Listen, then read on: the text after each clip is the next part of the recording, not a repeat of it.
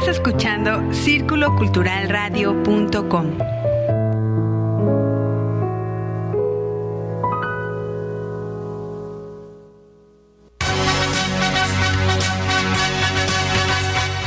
Esta es Tercera Llamada. Tercera Llamada. Comenzamos.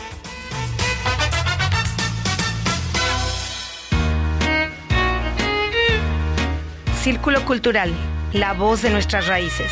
Un programa de radio creado para estrechar la comunicación con la comunidad a través de la espiritualidad, la cultura, las tradiciones y la creación artística.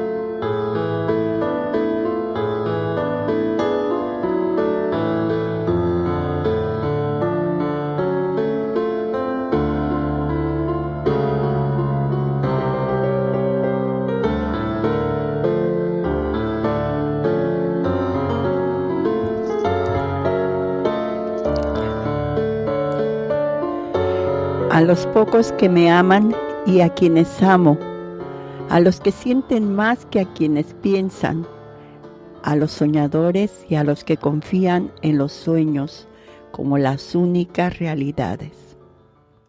Edgar Allan Poe en su escrito Eureka. Bueno, pues buenas tardes, esta es la voz de nuestras raíces. Y estamos transmitiendo desde Casa Círculo Cultural en Redwood City, California, a través de www.Círculo Cultural Radio. Saludamos a las personas que nos escuchan en la 104.7 de FM de Radio Universidad de Guadalajara, en Colotlán, y en la 105.5 de FM de Radio Universidad de Guadalajara, en Ameca y en la zona de los valles. Esperamos tus comentarios en Facebook, www.facebook.com/círculocultural.rwc. Y hoy vamos a hablar, como ya lo anunciamos en Facebook, acerca de la obra de Edgar Allan Poe. Y la pregunta del día es, ¿con cuál escrito de Edgar Allan Poe te quedas? Sepan ustedes que Edgar Allan Poe es uno de los escritores estadounidenses más famosos del romanticismo. Además de ser considerado el creador de la novela detectivesca, destaca principalmente por sus relatos cortos de terror y sus novelas góticas. Es cierto, Poe es el gran maestro del género del terror, pero sobre todo tuvo la capacidad de impulsar el potencial expresivo del cuento, que nada le tiene que envidiar a la novela. Le dio al relato breve la dignidad y el prestigio que hoy mantiene. En su literatura todo se mezcla: esoterismo, religiones ocultas, rituales y ciencia. Pero su importancia radica en que el horror ya no proviene solamente de Dios y del más allá, sino de todas las prácticas humanas. Ejerció una enorme influencia en la literatura de su época y en todas las posteriores, influencia que atravesaría fronteras, llegando a la Inglaterra victoriana. Numerosos autores como Kafka, Lovecraft y los simbolistas franceses, entre muchos otros, son deudores de su obra y admiradores suyos. Pero vamos a ver, ¿cómo adquirió ese peculiar estilo narrativo? Sin duda, varios hechos marcaron su vida, y no precisamente por ser positivos. Su trágica existencia le permitió desarrollar una visión del mundo distinta, profunda y hasta cínica. Tuvo influencias de las concepciones científicas y racionales de los siglos XVIII y XIX, y estaba familiarizado con los trabajos de Newton, Laplace, Herschel y Humboldt. La escuela romántica inglesa también influyó enormemente sobre su trabajo creador, inspirándolo y suscitándolo en momentos de exultación y dolor lacerante. Las obras de Schelling y Schlegel y Schopenhauer, Tieck y Etta Hoffmann fueron decisivas para inspirar muchos relatos de Poe. Y sobre todo, gravitaron en la creación de sus heroínas Berenice, Ligea, Morella, y la aparición de la novela gótica cultivada por Horace Walpole, Monk Lewis y sus contrapartes norteamericanas, Charles Brockden Brown y Edgar Huntley, fue vital para promover la inclinación natural de Poe por las situaciones macabras, violentas y sobrenaturales. Bueno, comencemos diciendo que sus padres fueron dos actores modestos de la costa este, David Poe y Elizabeth Arnold. A temprana edad, su breve vida empezaría a sufrir duros reveses. A esa temprana edad sobrevenida empezaría él a ser un ser desdichado, ya que fue abandonado por su padre en 1810, cuando tenía 9 meses, y perdería a su madre a los 2 años de edad. Al quedar huérfano, le acogió el matrimonio formado por Frances y John Allan, un comerciante de tabaco de Virginia y antiguo amigo de sus padres, que ni siquiera se preocupó de formalizar legalmente la adopción. Aún así, le proporcionó al menos una sólida educación. De su padrastro tomaría el apellido Allan, que incorporó a su nombre. La familia se mudó a Inglaterra cuando Poe tenía 6 años, debido a los intereses comerciales de su padrastro. Y esto ejerció una gran influencia en él, pues le permitió conocer la arquitectura gótica que le fascinaba. Este temprano viaje le permitió asimismo establecer contacto con la cultura del viejo continente, pues en aquella época existía una enorme diferencia cultural entre ambas orillas del Atlántico. El joven Edgar manifestó gran interés por la cultura clásica y humanística, así como por la creación literaria. A su regreso a los Estados Unidos, ingresó en la Universidad de Virginia, donde destacó en el estudio de varios idiomas. Según algunos biógrafos como Herbert Allen, su temperamento le jugó la primera mala pasada, pues llevó una vida disipada y tuvo que dejar los estudios por tener problemas con el alcohol, así como por la acumulación de deudas de juego.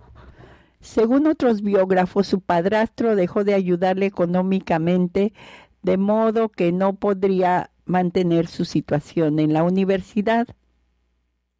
El cruce de acusaciones epistolares entre ambos fue feroz. Un Poe joven y rebelde abandonó la universidad y vagó durante algunos años malviviendo con distintos empleos. Su situación personal se deterioraba cada vez más hasta que decidió en 1827 alistarse en el ejército. Aunque trató de rehacer las relaciones con su padrastro, este no solo se negó, sino que llegó a ocultarle la grave enfermedad de su madrastra Frances, a quien profesaba un gran cariño. Mientras tanto, había permanecido un tiempo en Boston, donde entró en los círculos literarios y publicó su primera obra, Tamerlane y otros poemas, en 1827, la cual se adscribía dentro del movimiento romántico y mostraba su vocación europeísta en la poesía, especialmente byroniana. Esto no iba a ser tan bueno para él, pues en su país natal se le recibió con cierto desdén y como a un extraño. A mediados de los años 30, se estableció en la ciudad de Baltimore, donde empezó a ejercer de periodista. En esa época también comienza su interés por los cuentos breves, géneros en el que Poe se convertiría pronto en el maestro indiscutible. Tras fallecer su padrastro sin dejarle herencia, se casó con su prima Virginia de 13 años en 1836. Sí, escucharon bien, se casó en 1836 legalmente con Virginia Clemm, quien era su prima hermana. Ella tenía 13 años y él 27. La mayoría de los biógrafos coinciden en que fueron una pareja feliz y destacan que ella lo adoraba. Durante este fértil periodo, dirigió varias revistas literarias y escribió en abundancia, creando algunas de sus mejores obras, ejerciendo la crítica y el periodismo. A pesar de esta aparente calma, su afición por el alcohol y las deudas le crearon continuos problemas. Los ingresos que obtenía por su trabajo y sus obras, a veces cuantiosos, no podían evitar que su vida desordenada le hiciera pasar estrecheces a él y a su mujer. Por otra parte, sus obsesiones y sus problemas existenciales se agravaban por los años.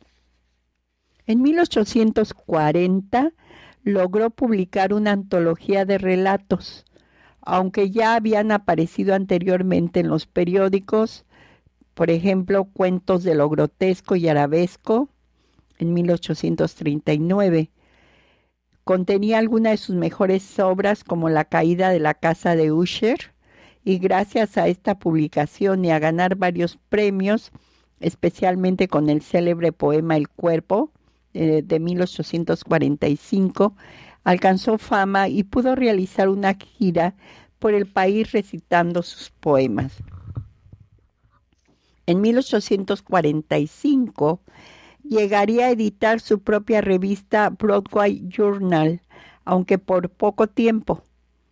La desgracia volvió a cernirse sobre él cuando en 1846 Virginia comenzó a presentar varios síntomas inquietantes.